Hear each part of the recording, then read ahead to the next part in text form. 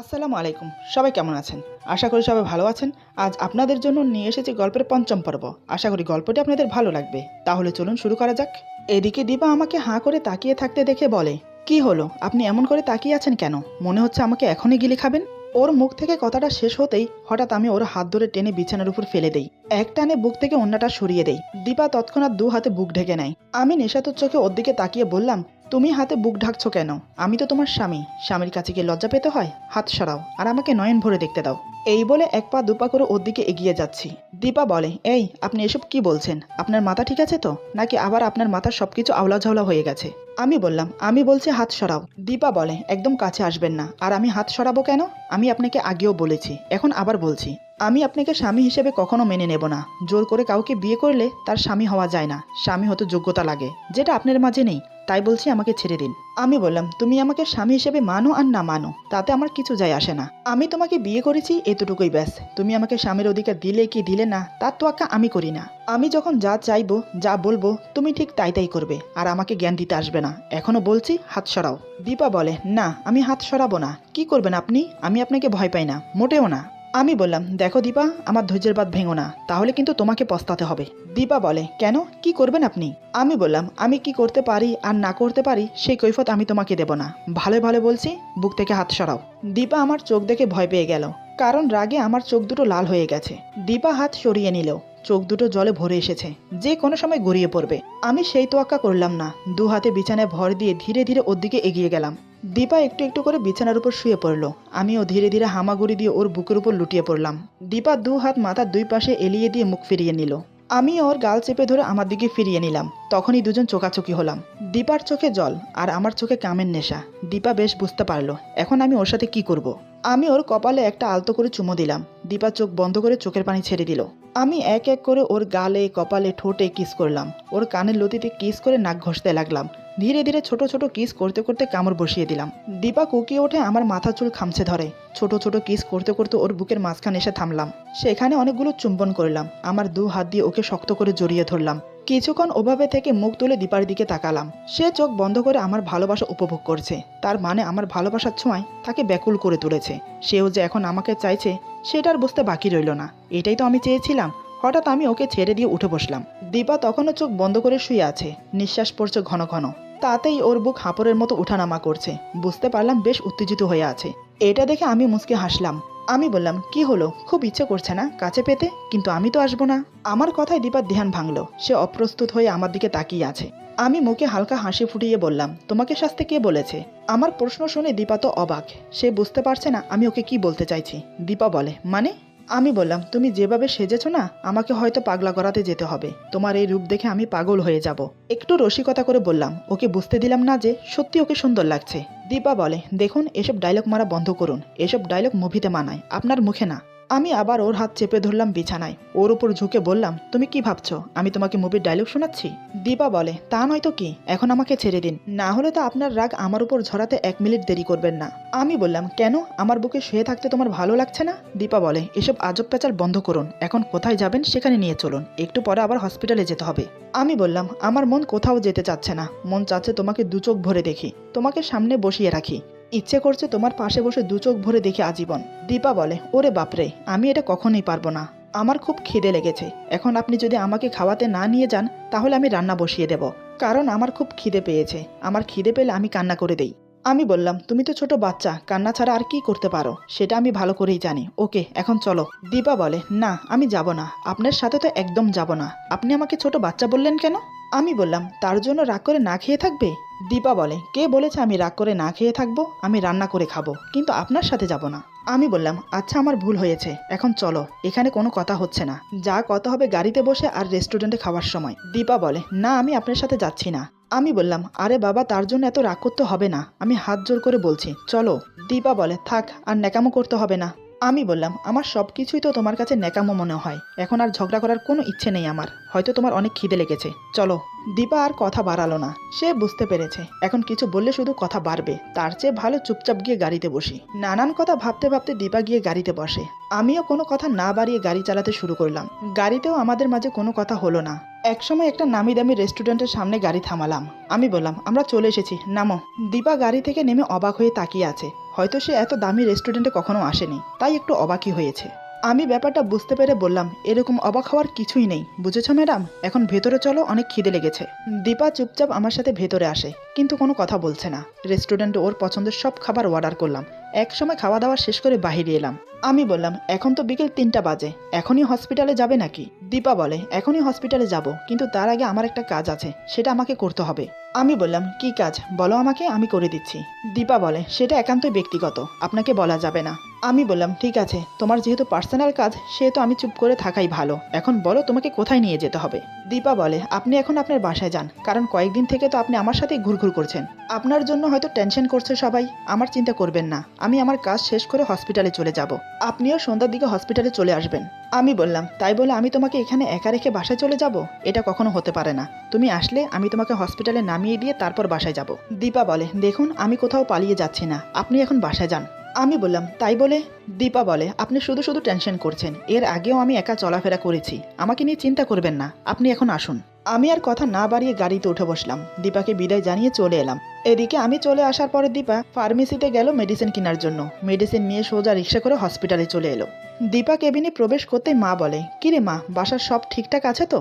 দীপা বলে, হ্যাঁ মা, বাসার সব ঠিক আছে, বাসা একদম পরিষ্কার করে তারপর এখানে এসেছি। মা বলে, আমার জন্যই তোকে অনেক কষ্ট স্বীকার করতে হয়, তাই না রে মা? দীপা বলে, তুমি যদি আরেকবার এসব কথা বলেছো, তাহলে আমি এখানে আর এক মুহূর্ত থাকবো না, এখন আবার বাসায় চলে যাব। মা বলে, আচ্ছা অনেক হয়েছে, এত রাগ করে লাভ নেই, ডক্টর এসে বলে গিয়েছিল মিলনকে নাকি কালকে রিলিজ দিয়ে দেবে।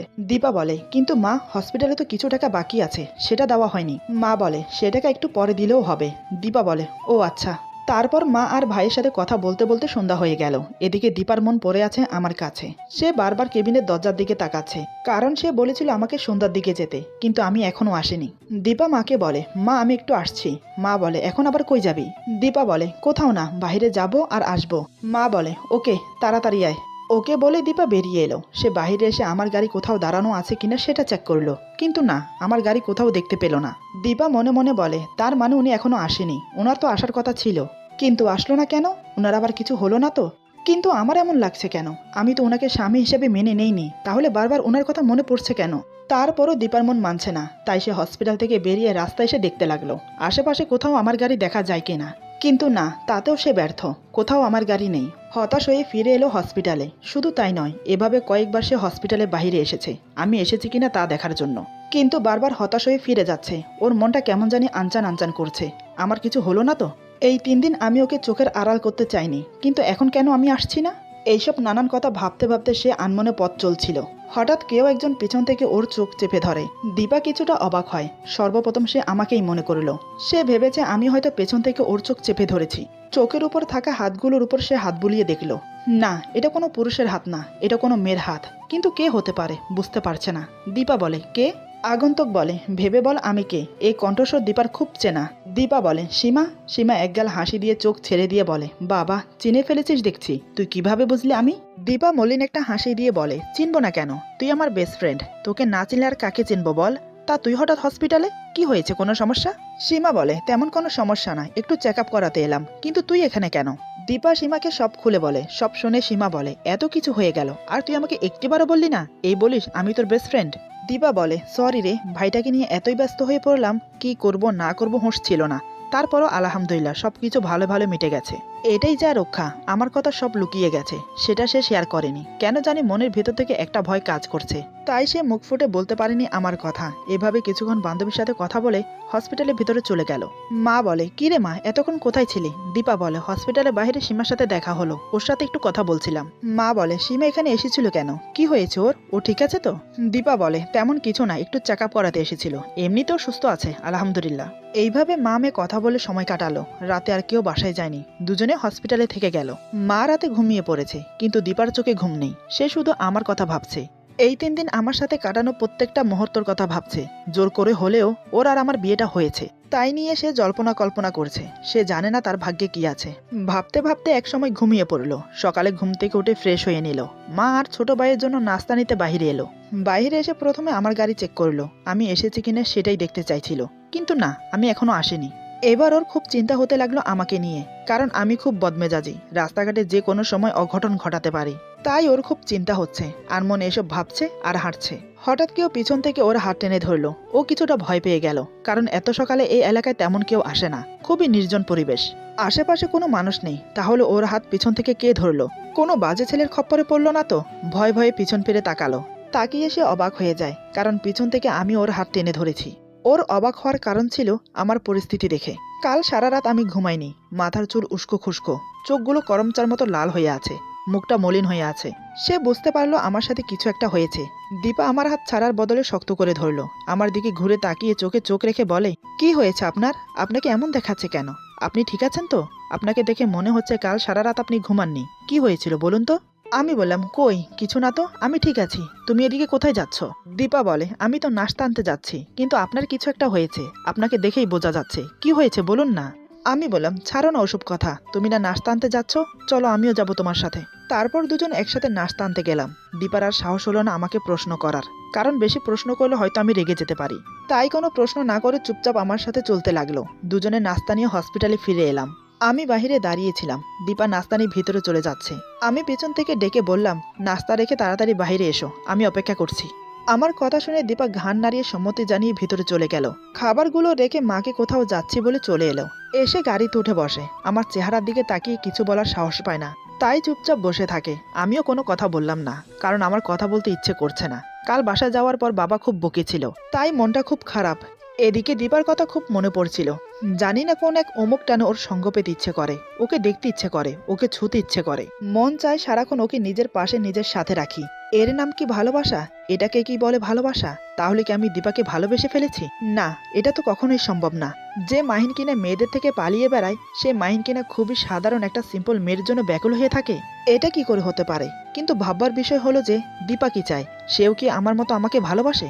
নানান কথা চিন্তা করতে করতে দীপাকে নিয়ে বাসায় চলে এলাম। আমি বললাম, বাসায় চলে এসেছি, নামো। দীপা কোনো কথা না বলে গাড়ি থেকে নেমে পড়লো।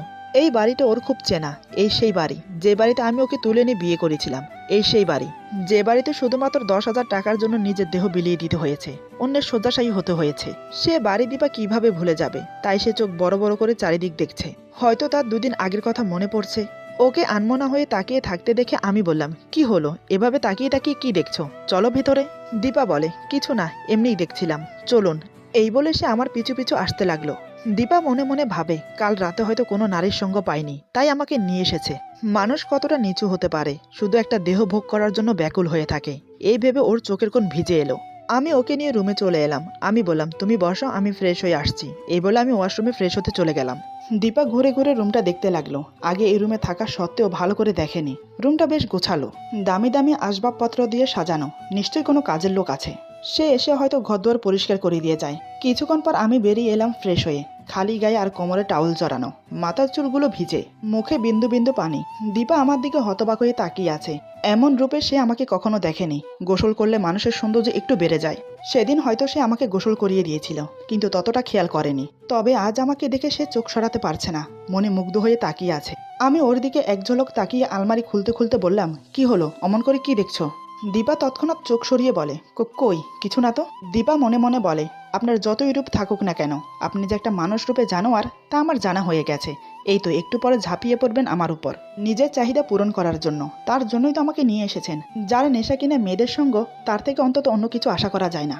আমি কাপড় পরে দীপাকে বললাম, ওখানে দাঁড়িয়ে না থেকে বিছানায় উঠে বসো। এই কথা শুনে দীপার মনের ভেতর টিপ টিপ করে উঠল, কারণ সে যে আমার ভোগের পাত্রী হতে চলেছে এখন। দীপা ভয়ে ভয়ে বলে, বিছানে উঠে বসবো কেন, আমি এখানে ঠিক আছি। আমি বললাম, বিছানে উঠে বসতে সমস্যা কোথায়? দীপা বলে, কেন বলুন তো, আপনার মতলব কি? আমি বললাম, মতলব কি মানে? দীপা বলে, আমি বেশ বুঝতে পারছি আপনি কি চাইছেন। দেখুন, আমি ওইসব কিছু করতে পারবো না। আমি অবাক হয়ে বললাম, ওইসব মানে কি বলতে চাইছো? দীপা বলে, ওইসব মানে আপনি বুঝেন না, যার জন্য আপনি আমাকে বিয়ে করেছেন, এজন্য কি আপনি আমাকে হসপিটাল থেকে নিয়ে এসেছেন? দেখুন, আমি আপনার ওইটা সহ করতে পারি না, তাই বলছি আমাকে আবার হসপিটালে দিয়ে আসুন। আমি বললাম, তুমি সবসময় ওইসব নিয়ে পড়ে থাকো কেন? আমি তোমাকে বিছানায় উঠে বসতে বলেছি, নিশ্চয়ই কোনো কারণ ছিল। বিছানায় উঠে বসলে যে আমি তোমার সাথে শারীরিক মিলন করব তা কিন্তু নয়। ওইটা করার হলে বিছানা ছাড়াও করতে পারি, দেখবে নাকি, করে দেখাবো? দীপা বলে, এই একদম না, আমি ওইসব করার জন্য একদম প্রস্তুত না। এমনি আমার মেজাজটা খুব খারাপ ছিল বাবার বকা খেয়ে, এখন ওর কথা শুনে আরও মেজাজ খারাপ হয়ে গেল। ও সবসময় নেগেটিভ ভাবে কেন? পজিটিভ কিছু কি ওর মাথায় আসে না? নিজের রাগটা আর কন্ট্রোল করতে পারলাম না। ওর সামনে গিয়ে কষে একটা থাপ্পড় মারলাম। দীপা তাল সামালতে না পেরে পড়ে যায়। থাপ্পড়টা আমি খুব জোরেই মেরেছি, যার ফলে হাতের 5 আঙ্গুলের ছাপ বসে গেছে। ধীরে ধীরে গালের অংশটা লাল হতে হতে কালো হয়ে গেল। থাপ্পড় মারার জায়গায় রক্ত জমাট বেঁধে গেল। ওকে থাপ্পড় মারার পর আমার হাতটা ব্যথা টনটন করে উঠল। আমি রাগে হিতাহিত জ্ঞান শূন্য হয়ে গেছি। আমি দীপার বাহু শক্ত করে চেপে ধরে বললাম, কি ভাবো নিজেকে আর কি ভাবো আমাকে? নারী আসক্ত পুরুষ, তুমি একটু নিজে ভেবে দেখো তো, তোমার কোনো যোগ্যতা আছে আমার বউ হবার? তারপরও তুমি আমার বউ হয়েছ, এটা তোমার সৌভাগ্য বলে মনে করো। আমি বলেছি যখন যা বলবো তখন তাই শুনবে, আমার কাছে কৈফিয়ত চাইবে না। আমি কাউকে কৈফিয়ত দিয়ে চলি না। বারবার বলেছি আমি আমার রাগ কন্ট্রোল করতে পারি না, তারপরও তুমি বারবার আমার রাগ উঠিয়ে দাও, কেন এমন করো তুমি? এই বলে হাতের ঝাটকা দিয়ে ওকে ফেলে দিলাম আবার। দীপা আবারও মেঝেতে লুটিয়ে পড়ে। সে অঝরে কাঁদছে। আমার থাপ্পড়ে যতটা না ব্যথা পেয়েছে তার চেয়ে দ্বিগুণ আঘাত পেয়েছে আমার কথায়। আমি বললাম, যাও বিছানায় উঠে বসো। এবারের কথায় কাজ হলো। দীপা চুপচাপ উঠে বিছানায় বসে। আমি বললাম, প্রথমবার কথাটা শুনলে হয়তো থাপ্পড়টা খেতে না। দীপা তখনও চুপচাপ কেঁদে যাচ্ছে। আমি কিছু না বলে চুপচাপ ওর পাশে গিয়ে বসলাম। কিছুক্ষণ ওর দিকে তাকিয়ে রইলাম। আমি বললাম, পাগুলো একটু লম্বা করে বসো। দীপা আমার কথা মতো পাগুলো লম্বা করে বসলো। আমি ওর কোলে মাথা রেখে শুয়ে বললাম, মাথায় হাত বুলিয়ে দাও। কাল রাতে ঘুমোতে পারিনি, এখন একটু ঘুমোবো, তাই তোমাকে নিয়ে এসেছিলাম, যাতে তোমার কোলে মাথা রেখে একটু ঘুমোতে পারি। এই বলে চুপ হয়ে গেলাম। দীপা কিছু না বলে মাথায় হাত বুলাতে থাকলো। সে তার ভুল বুঝতে পারলো। আসলে তার ধারণা ভুল ছিল। দীপা মনে মনে বলে, নিজের দোষে থাপ্পড়টা খেলাম। কেন যে সবসময় রং জিনিসটা ভাবি আল্লাহই জানে। আমি এতক্ষণ উল্টোমুখী হয়ে শুয়েছিলাম। এবার আমি দীপার দিকে মুখ করে ওর কোলে মুখ গজে দিলাম। দীপা কিছুটা শিহরে উঠল আমার পরশে। সাথে সাথে মাথায় হাত বুলানো বন্ধ হয়ে গেল। আমি চোখ বন্ধ রেখে বললাম, কি হলো, মাথায় হাত বুলানো বন্ধ করলে কেন? দীপা মনে মনে বলে, এমন করে শুয়ে থাকলে কিভাবে হাত বুলাবো? আমি বললাম, কি হলো? দীপা বলে, না মানে একটু শরীর ঘুমোলে ভালো হতো, আমার কাছে কেমন যেন অস্বস্তি হচ্ছে। আমি ওর কথায় উঠে বসলাম। আমি বললাম, তাহলে তুমি শুয়ে পড়ো। দীপা অবাক হয়ে বলে, শুভ মানে? আমি বললাম, আরে এত প্রশ্ন করো কেন, তোমাকে যেটা বলছি সেটা করো না। দীপা চুপচাপ বালিশে মাথা রেখে শুয়ে পড়ল। আমি তৎক্ষণাৎ ওর বুকে মুখ গুজে দিয়ে ওকে জড়িয়ে ধরে শুয়ে পড়লাম। আমি বললাম, এবার হাত বুলিয়ে দাও। দীপা মনে মনে বলে, এটা কি হলো? আগেই তো ভালো ছিল, এখন তো আরো সমস্যা বাড়লো। এই জন্যই বলে অতি চালাকের গলায় ধরি। কিন্তু এই লোকটা মুখ গুজে দিয়ে নাক ঘষছে কেন? আমার তো কেমন কেমন লাগছে, হাত পা কেমন যেন গরম হয়ে আসছে। বলবো এরকম না করার জন্য? যদি আবার মারে? একটু আগে যে থাপ্পড়টা দিয়েছে তা খেয়ে আমি আধমরা হয়ে আছি। এখন যদি আরেকটা দেয় তাহলে ইহলোক ছেড়ে পরলোকে গমন করব। কি করি ধ্যাত্তেরি, কোনো বুদ্ধিমাতায় আসছে না। এদিকে দীপার নড়াচড়ার কারণে আমার ঘুম আসছে না। আমি বললাম, উফ দীপা, হচ্ছেটা কি? এমন নড়ছো কেন? আমি ঘুমোতে পারছি না। দীপা বলে, আমি একটা কথা বলি? আমি বললাম, বলো। দীপা বলে, না মানে বলছিলাম কি, কথাটা বললে আপনি আবার মারবেন না তো? আমি বললাম, না মারবো না, বলো কি বলবে। দীপা বলে, আপনি এরকম করছেন কেন? এভাবে নাক ঘষলে আমার কেমন কেমন জানি লাগে। আমি বললাম, ঠিক আছে, কিছু করব না, আমার খুব ঘুম পাচ্ছে, তুমি একটু মাথায় হাত বুলিয়ে দাও। দীপা বলে, জি দিচ্ছি। এই বলে দীপা মাথায় হাত বুলিয়ে দিতে থাকে। ওর হাতের ছোঁয়ায় যেন ভালোবাসার পরশ ছিল, তাই আমার ঘুম আসতে বেশি সময় লাগলো না। ওর কমর জড়িয়ে ধরে ঘুমিয়ে পড়লাম। এদিকে দীপাও আমার মাথায় হাত বুলাতে বুলাতে ঘুমিয়ে পড়ে। ঘুমের মধ্যে সে আমার মাথাটা তার বুকের সাথে জড়িয়ে ধরে রাখে। দুজন দুজনকে জড়িয়ে ধরে ঘুমিয়ে আছি। আমার ঘুম যখন ভাঙলো তখন ঘড়ির দিকে তাকিয়ে দেখি সন্ধ্যা 7টা। তার মানে আমরা দুজন আজ সারাদিন ঘুমিয়েছি। আমি রাতে না ঘুমিয়েছিলাম, তাই আমার এত ঘুম হচ্ছে। কিন্তু দীপা, তার এত ঘুম কোত্থেকে আসলো? সেও কি আমার মতো রাত জেগেছে নাকি? আমার ঘুম ভাঙলেও আমি ওকে ছেড়ে উঠলাম না। তখন আমি ওর কোমর জড়িয়ে ধরে শুয়ে আছি। দীপা আমার মাথাটা শক্ত করে জড়িয়ে আছে। ওর হার্টবিটের ধুক ধুক শব্দ আমি স্পষ্ট শুনতে পাচ্ছি, তাই আমার মুখটা গুজে দিলাম ওর বুকের মাঝখানে। কিছুক্ষণ ওভাবে থেকে মনে মনে চিন্তা করলাম, মেয়েটা তো আজ সারাদিন না খেয়ে আছে, ও তো খিদা সহ করতে পারে না, কিন্তু ওর হাতের বাঁধন থেকে নিজেকে ছাড়াতে ইচ্ছে করছে না। ভাবলাম নিজে থেকে না উঠে ওকে ডাকি। আমি বললাম, দীপা, এই দীপা, সন্ধ্যা হয়ে গেছে, কিন্তু কোনো সাড়া নেই। সে গভীর ঘুমে মগ্ন। এইবার আমি একটু জোরেই ডাকলাম, দীপা, এই দীপা, দেখো সন্ধ্যা হয়ে গেছে, এখন আমাদের ওঠা উচিত। দীপা নড়ে চড়ে ওঠে, কিন্তু চোখ খোলে না। সে আমাকে আরো শক্ত করে জড়িয়ে ধরে বলে, আরে মা, ডাকছো কেন? আর একটু ঘুমাই না? কাল রাতে একটু ঘুমাতে পারিনি।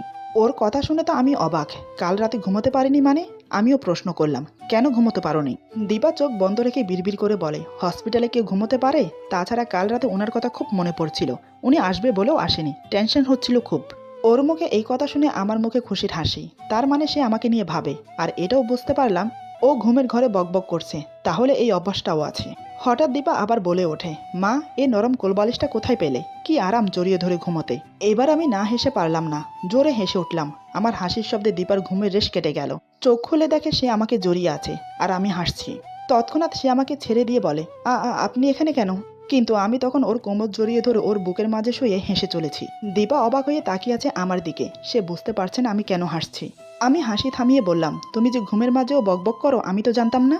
দীপা অবাক হয়ে ভাবে, এই রে, ঘুমের মাঝে কোনো উল্টাপাল্টা কিছু বলে দিলাম নাকি, যার জন্য উনি এমন হাসছে। দীপা আমতা আমতা করে বলে, কি কি বলেছি আমি? আমি বললাম, সেটা না হয় পরে বলছি, কিন্তু এখন আমি তোমাকে। এই বলে আমি হঠাৎ ওর সাথে যা করলাম তার জন্য ও একদম প্রস্তুত ছিল না। ভাবতে পারিনি আমি এমনটা করব। হঠাৎ আমি মাঝে মাঝে এমন কেন করি সেটাও কখনোই বুঝতে পারে না। এরপর যা হলো, আজকের গল্প এখানে সমাপ্ত। গল্পের বাকি অংশ পেয়ে যাবেন আগামী পর্বে। সবাই ভালো থাকবেন, সুস্থ থাকবেন, আল্লাহ হাফেজ।